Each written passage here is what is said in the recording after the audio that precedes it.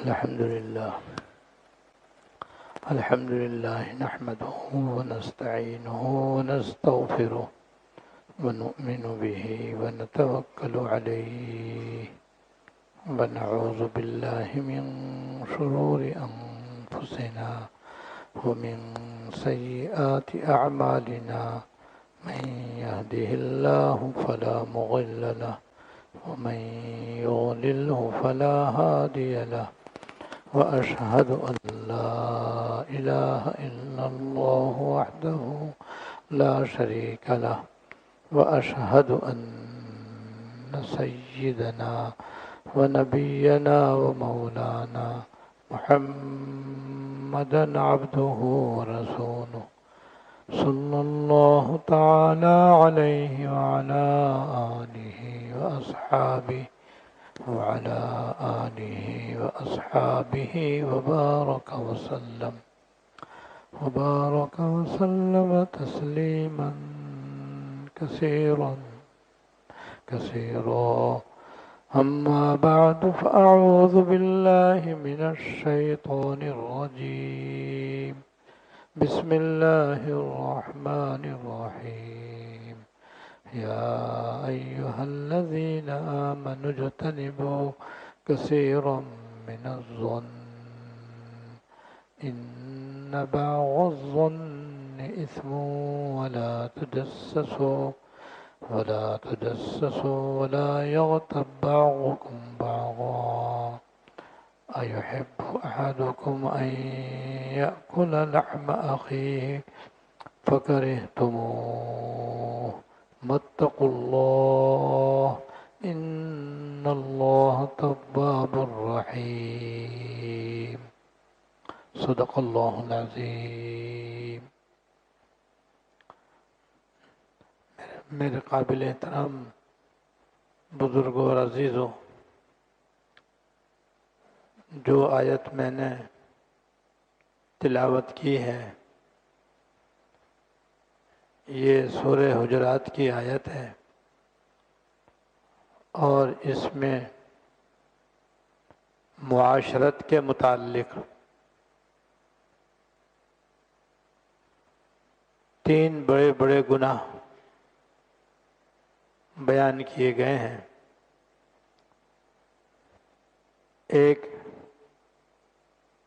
دوسرے سے بدگمانی کرنا، ایک مسلمان کا دوسرے مسلمان سے بدگمانی کرنا۔ دوسرا بڑا گناہ ہے تجسس کرنا، دوسرے کے حالات کی ٹوہ لگانا اور اس کی تحقیق میں پڑھنا کہ کون کیا کر رہا ہے۔ تو دوسرا گناہ ہے تجسس کرنا، اور تیسرا بڑا گناہ ہے غیبت کرنا۔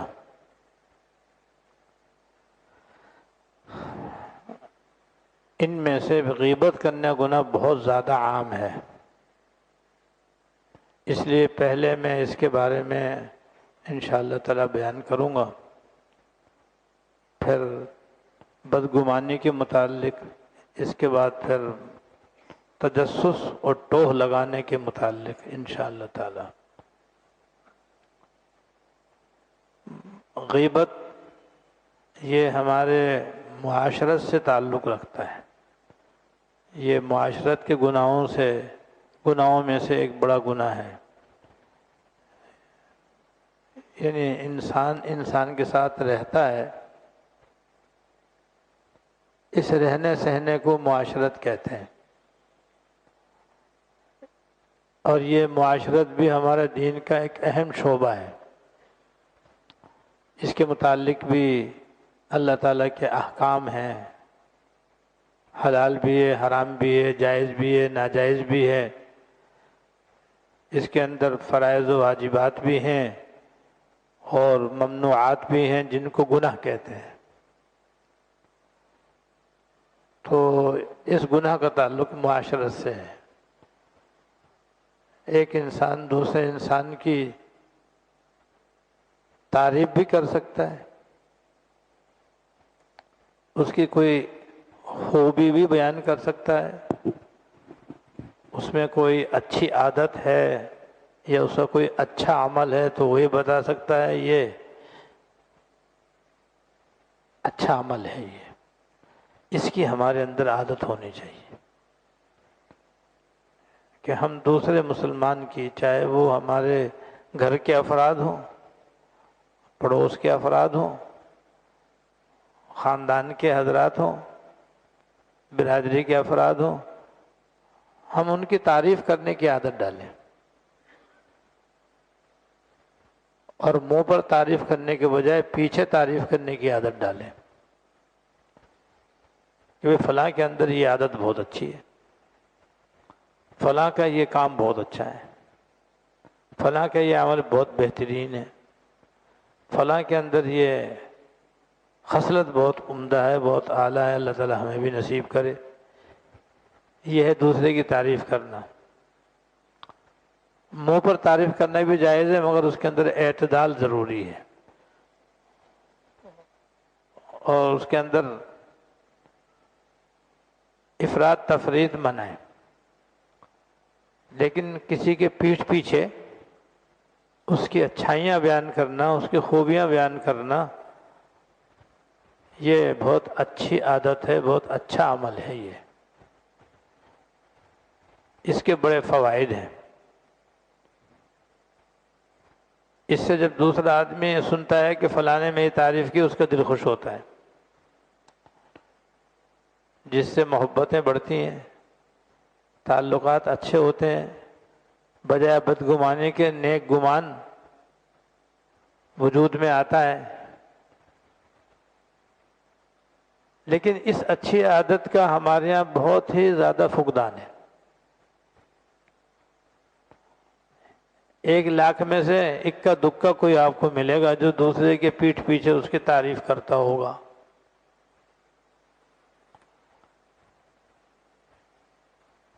ایک کم 1,00,000، دو کم دو 1,00,000 میں سے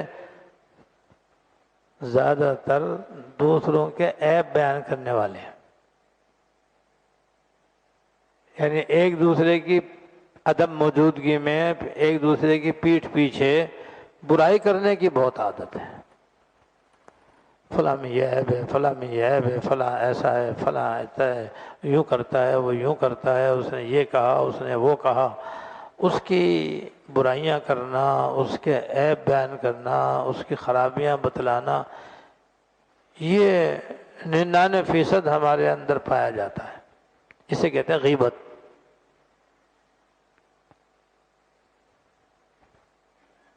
اور یہ عادت اتنی بڑھ چکی ہے کہ جو ہمارے معاشرے میں ظاہراً دیندار کہلاتے ہیں، جن کو عام لوگ بھی دیندار سمجھتے ہیں، وہ تک اس میں مبتلا ہے۔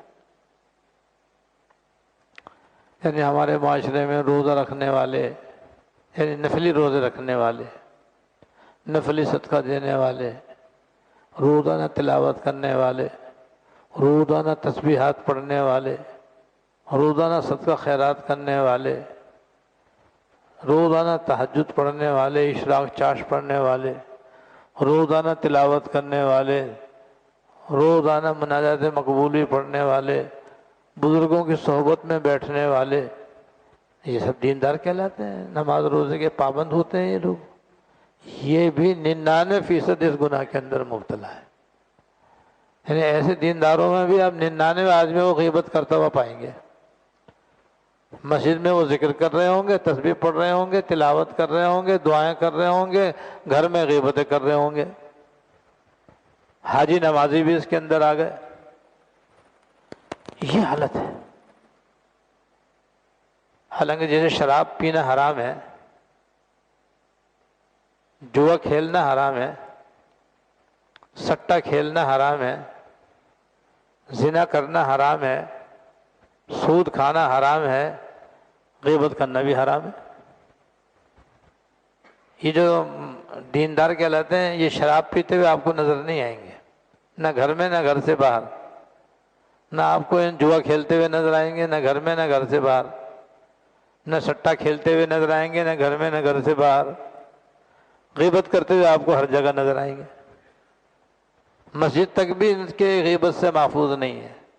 یعنی جو دیندار مسجد کے اندر رہتے ہیں، مسجد کی خدمت کرتے ہیں، مسجد کی انتظامیہ کے اندر ہیں، یا مسجد کے نمازیوں کے اندر ہیں، وہ تک بھی اس کے اندر مبتلا ہیں۔ وہ تک بھی مبتلا ہیں جو ہر سال باقاعدہ عمرہ کرتے ہیں، اور وقت سال بسال وہ حج بھی کرتے رہتے ہیں، لیکن غیبت کے وہ بھی عادی ہیں۔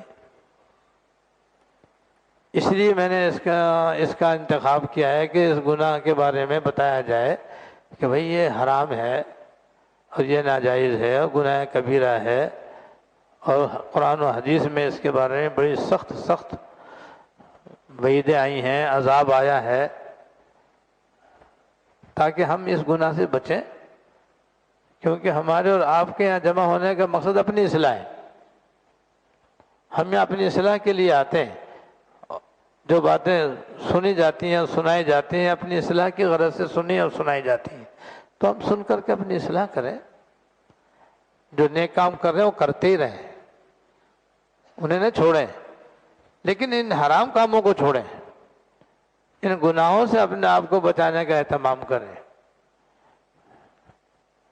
تو کسی مسلمان کی عدم موجودگی میں اس کے پیٹھ پیچھے اس کا کوئی عیب بیان کرنا، اس کی کوئی برائی بیان کرنا، اس کو غیبت کہتے ہیں۔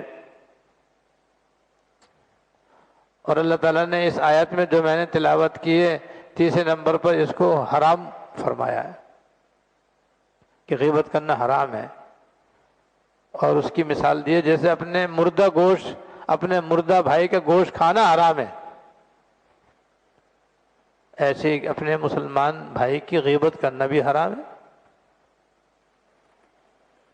تو جیسے کوئی اپنے مردہ بھائی کا گوشت نہیں کھا سکتا، تو اپنے کسی مسلمان بھائی کی غیبت بھی گوارا نہیں ہونی چاہیے، اور اس سے اپنے منہ کو بند رکھنا چاہیے۔ چنانچہ ایک حدیث میں، اور یہ حضور نے معراج میں اس کا مشاہدہ کیا ہے۔ آپ معراج میں تشریف لے گئے، سب جانتے ہیں کہ حضور کو معراج ہوئی ہے، اللہ تعالیٰ نے قرآن شریف میں اس کا ذکر کیا ہے۔ اس معراج میں آپ نے دنیا کے اہم مقامات کا بھی مشاہدہ کیا، عالم برزخ کی بھی آپ نے سیر کی، آسمانوں پر بھی آپ تشریف لے گئے، 7ویں آسمان پر بھی آپ تشریف لے گئے، اس سے بھی اوپر اللہ جل شانہ کی بارگاہ میں تشریف لے گئے، جنت کی بھی آپ نے سیر فرمائی، جہنم کا بھی آپ نے مشاہدہ فرمایا۔ تو جب آپ عالم برزخ میں گئے تو وہاں آپ نے یہ مشاہدہ کیا کہ کچھ لوگوں کو دیکھا کہ ان کے ناخن تانبے کے ہیں، ان کے ناخن تانبے کے ہیں، بہت ہی نوکیلے، یعنی نوکدار اور دھاردار، اور وہ ان اپنے ناخنوں سے اپنے چہرے کے گوشت کو نوچ رہے ہیں،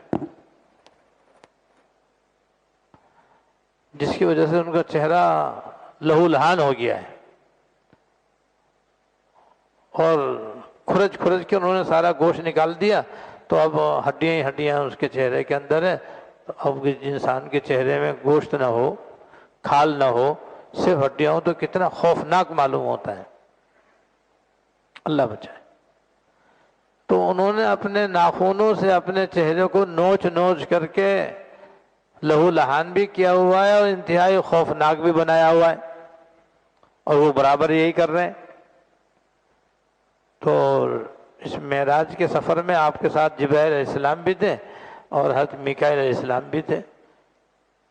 تو حضور نے جبرائیل علیہ السلام سے دریافت کیا کہ یہ کون لوگ ہیں، انہوں نے اپنا یہ کیا حشر کیا ہوا ہے، کس طرح انہوں نے اپنے چہرے کو بگاڑا ہوا ہے، اور کتنا ان کا چہرہ خوفناک معلوم ہو رہا ہے۔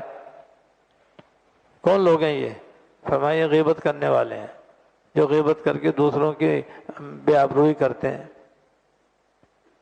اب اندازہ کرو، یہ آپ نے اپنی آنکھوں سے مشاہدہ کیا ہے کہ غیبت کا یہ وبال ہے، غیبت کا یہ عذاب ہے۔ اب چاہے کتنا ہی وہ تہجد گزار ہو، کتنا ہی اشراق چاش کا پابند ہو، اس گناہ کا یہ وبال اپنی جگہ پر آ کے اگر توبہ نہیں کرے گا، اور جس کی غیبت کی اگر اس کو پتہ چل گیا اور اس سے معافی نہیں مانگے گا تو معاف نہیں ہوگا اس کا گناہ، سزا ملے گی اس کی۔ تو بھی تہجد بھی پڑھو، اشراق بھی پڑھو، چاش بھی پڑھو، تلاوت بھی کرو، تسبیح بھی پڑھو، دعا بھی کرو، صدقہ خیرات بھی کرو، غیبت سے بھی بچو۔ اور عالم برزخ کا بھی ایک واقعہ حدیث میں آتا ہے، حضرت عبداللہ بن عباس رضی اللہ تعالیٰ عنہ سے مروی، وہ فرماتے ہیں کہ ہم لوگ حضور کے ساتھ ایک سفر میں تھے، تو 2 قبروں کے پاس سے آپ کا گزر ہوا، 2 قبروں کے پاس سے آپ گزرے۔ اللہ تعالیٰ نے قبر والوں کا حال حضور پر منکشف فرما دیا۔ آپ نے ان کا حال بتلایا کہ یہ جو 2 قبریں ہیں، ان قبروں کے اندر جو لوگ مدفون ہیں ان کو عذاب ہو رہا ہے، قبر کے اندر ان کو عذاب ہو رہا ہے۔ اور پھر فرمایا کہ یہ عذاب کسی بہت بڑے گناہ کی وجہ سے نہیں، بلکہ ایسے گناہوں سے جن سے بچنا بہت ہی آسان تھا، جن سے بچنا آسان تھا، لیکن انہوں نے اس کے باوجود ان سے بچنے کا اہتمام نہیں کیا، اس کی وجہ سے ان کو قبر کے اندر عذاب ہو رہا ہے۔ پھر فرمایا ان میں سے ایک تو وہ شخص ہے جو پیشاب کی چھینٹوں سے اپنے آپ کو نہیں بچاتا تھا، پیشاب کرتے وقت پیشاب کی چھینٹیں اس کے جسم پر، کپڑوں پر پڑتی رہتی تھی، پرواہ نہیں کرتا تھا۔ تو پیشاب کی چھینٹوں سے نہ بچنے کی وجہ سے اس کو قبر کے اندر عذاب ہو رہا ہے۔ حالانکہ چھینٹوں سے، پیشاب کی چھینٹوں سے بچنا کوئی مشکل نہیں ہے، اکثر و بیشتر آدمی بچتے ہی ہیں۔ ہاں، جو بے احتیاطی سے پیشاب کرے گا تو پیشاب کی چھینٹیں اس کے جسم پر، کپڑوں پر آ سکتی ہیں، جس کی بھی میں وضاحت کرتا ہوں انشاءاللہ۔ اور دوسرا وہ ہے جو غیبت کرتا تھا، دوسرا وہ ہے جو چغلی کھاتا تھا، دوسرا وہ ہے جس کو عذاب ہو رہا ہے، چغلی کھانے کی وجہ سے عذاب ہو رہا ہے۔ ان 2 باتوں کی وجہ سے ان کو عذاب ہو رہا ہے، ان 2 گناہوں کی وجہ سے ان کو عذاب ہو رہا ہے، جبکہ ان دونوں گناہوں سے بچنا کچھ بھی مشکل نہ تھا۔ اب میں ذرا سے اس کی وضاحت کرتا ہوں تاکہ ہم لوگ جو ہیں ان دونوں گناہوں سے بچنے کا اہتمام کریں۔ تو وہ پیشاب کرنے کی 3 صورتیں، ایک تو یہ خدا نخواستہ کوئی کھڑے ہو کے پیشاب کرے جیسے انگریزوں کا طریقہ ہے، بعض مسلمان بھی ان کی نقل کرتے ہوئے کھڑے ہو کے پیشاب کرتے ہیں، اس میں تو پیشاب کی چھینٹیں کپڑوں پر، جسم پر آتی ہیں۔ ہاں، کوئی بیمار ہو، کوئی معذور ہو، کمر کے اندر درد ہو، وہ کھڑے ہو کر پیشاب کر لے تو احتیاط سے وہ بھی پیشاب کرنا چاہے تو کر سکتا ہے، اس کے لیے کھڑے ہو کر پیشاب کرنے کی گنجائش ہے۔ لیکن انگریزوں کی نقالی میں کھڑے ہو کر پیشاب کرنا، جیسا کہ بعض مسلمانوں کے اندر بھی اس کا رواج ہے، اس میں پیشاب کے قطروں سے بچنا بہت مشکل ہے۔ پیشاب کی دھار جب سامنے دیوار پر جائے گی تو چھینٹیں تو اڑ کے آئیں گی، تو اس کے اندر عموماً پیشاب کی چھینٹیں کپڑوں پر یا جسم پر آتی ہیں، اور یہ قبر کے اندر باعث عذاب ہے۔ قبر عالم برزخ کا ایک حصہ ہے۔ دوسری صورت یہ ہے کہ پیشاب کرنے کے لیے WC پر بیٹھ کر پیشاب کرے، تو اس کے اندر بھی اگر آدمی احتیاط نہ کرے تو، اور پیشاب کی دھار درمیان میں چھوڑ دے تو اس کے اندر بھی پیشاب کی چھینٹیں یوں اڑتی ہیں، اور بعض دفعہ وہ اڑ کر کے انسان کے جسم پر اور کپڑوں پر بھی پڑتی ہے۔ یہ بھی بے احتیاطی کی صورت ہے۔ تیسری صورت یہ ہے کہ WC کے دائیں طرف اور بائیں طرف گولائی ہوتی ہے، اس گولائی پر پیشاب کی دھار چھوڑے آدمی تو پھر پیشاب کی چھینٹیں شاذ و نادر اڑتی ہیں، تو یہ احتیاط کرنی چاہیے۔ تیسرا طریقہ اختیار کرنا چاہیے، تیسرا طریقہ اختیار کرنا چاہیے تاکہ پیشاب کی چھینٹیں جو ہیں وہ انسان کے کپڑوں پر نہ آئیں، جسم پر نہ آئیں۔ پہلا دوسرے طریقے سے بچنا چاہیے، یہ کسی بھی طریقے سے آدمی پیشاب اس طرح کرے اور بے احتیاطی کے ساتھ اس طرح کرے کہ وہ چھینٹیں اڑ اڑ کر کے اس کے کپڑوں پر آئیں یا اس کے جسم پر آئیں تو قبر کے اندر اس کی وجہ سے عذاب ہوتا ہے، بچنا کوئی مشکل نہیں۔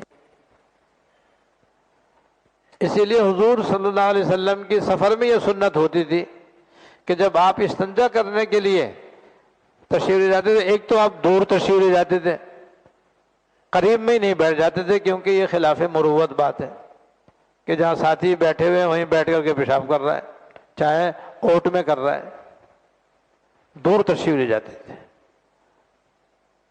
اور پھر کسی درخت کی آڑ میں آپ استنجا کرتے تھے، لیکن اس کے لیے جگہ نرم تلاش کرتے تھے۔ زمین سخت بھی ہوتی ہے، نرم بھی ہوتی ہے۔ اگر زمین پتھریلی ہوگی یا سیمنٹ والی ہوگی یا پکی ہوگی یا پتھر والی ہوگی، لازماً وہاں پیشاب کی چھینٹیں اڑیں گی اور وہ اڑ کر کے جسم پر بھی آئیں گے، کپڑوں پر بھی آئیں گے۔ تو ایسی جگہ سے آپ پرہیز کرتے تھے، ہمیں بھی پرہیز کرنا چاہیے، نرم زمین تلاش کرنی چاہیے۔ اور نرم زمین میں یہ خاصیت ہوتی ہے کہ پیشاب کرنے سے وہ دھار اندر چلی جاتی ہے، چھینٹیں نہیں اڑتی وہاں پر، پیشاب کی چھینٹیں اڑتی نہیں ہیں، کپڑوں پر جسم پر آتی نہیں ہیں۔ تو آپ کا یہ معمول ہوتا تھا سفر میں استنجا کرنے کے لیے، وہی طریقہ ہمیں اختیار کرنا چاہیے۔ تو سفر میں ہو یا حضر میں ہو، گھر میں ہو، جہاں بھی ہو، پیشاب کرنے میں اس بات کی احتیاط کرنی چاہیے کہ پیشاب کی چھینٹیں ہمارے کپڑوں پر نہ آئیں، ہمارے جسم پر نہ آئیں۔ اگر ایسا کریں گے تو انشاءاللہ پیشاب کی چھینٹوں سے بچنا کوئی مشکل نہیں ہے، اور نہیں احتیاط کریں گے اور پیشاب بے احتیاطی کی وجہ سے ہمارے جسم کپڑوں پر آئے گا تو یہ قبر کے اندر باعث عذاب ہے۔ اللہ بچا، حضور نے خود قبر کے اندر ان کو عذاب ہوتے ہوئے دیکھا اور آپ نے ارشاد فرمایا۔ اور دوسرا چغلی، چغلی کھانے سے بھی آدمی کو قبر کے اندر عذاب ہوتا ہے۔ چغلی غیبت سے بڑھ کر ہے۔ غیبت کا تو میں نے ابھی بتلایا کہ اس کا مطلب ہوتا ہے کہ دوسرے کی عدم موجودگی میں اسے کوئی نہ کوئی عیب آدمی بیان کرے، اس کی کوئی نہ کوئی برائی بیان کرے، اسے کہتے ہیں غیبت۔ اور چغلی سے کہتے ہیں کہ اس کے متعلق دوسرے سے ایسی بات کہے جس سے دونوں میں لڑائی ہو، چغلی سے کہتے ہیں۔ کہ دو آدمی ہیں، ان کی مثلا دوستی ہے، اب یہ ایک کی طرف سے دوسرے کے پاس جا کر کہتا ہے یار وہ تو تیرا خون کا پیاسا ہے، وہ تو یہ کہتا ہے کہ میں اس کو عن قریب ختم کر دوں گا، اب اس سے لڑائی ہوگی نہیں ہوگی، یہ چغلی ہے۔ غیبت تو ہے ہی، غیبت سے بڑھ کر چغلی ہے یہ۔ جیسے غیبت سے بڑھ کر بہتان،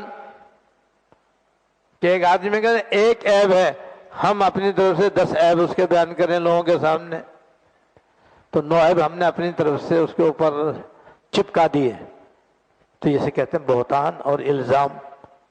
تو غیبت بھی حرام، تہمت لگانا بھی حرام، چغلی کھانا بھی حرام، 3 گناہ کبیرہ ہیں، تینوں کا تعلق معاشرت سے، اور یہ تینوں گناہ ہمارے معاشرے کے اندر بہت پائے جاتے ہیں، جس میں غیبت سب سے بڑھ کر ہے۔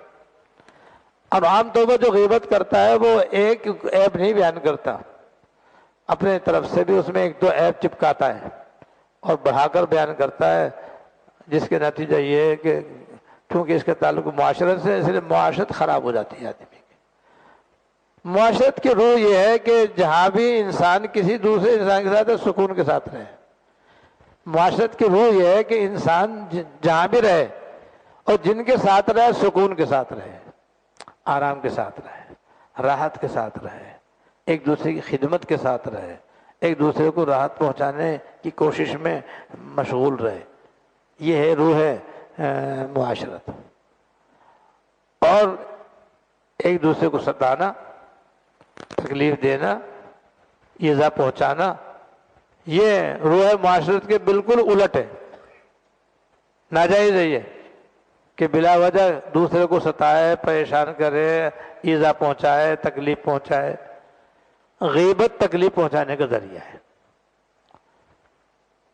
اور جب یہ غیبت دوسرے کے علم میں آ جاتی ہے، یعنی جس کی غیبت کی اس کے علم میں جب یہ غیبت آ جاتی ہے تو پھر آپس میں لڑائی ہوتی ہے، جھگڑے ہوتے، نا اتفاقی ہوتی ہے، ایسے گھر میں سکون نہیں ہوتا، چین نہیں ہوتا، آرام نہیں ہوتا، راحت نہیں ہوتی، سب ایک دوسرے کے مخالف، آپس میں ایک دوسرے سے نا اتفاقی، آپس میں ایک دوسرے سے نفرت، ایک دوسرے کی تحقیر۔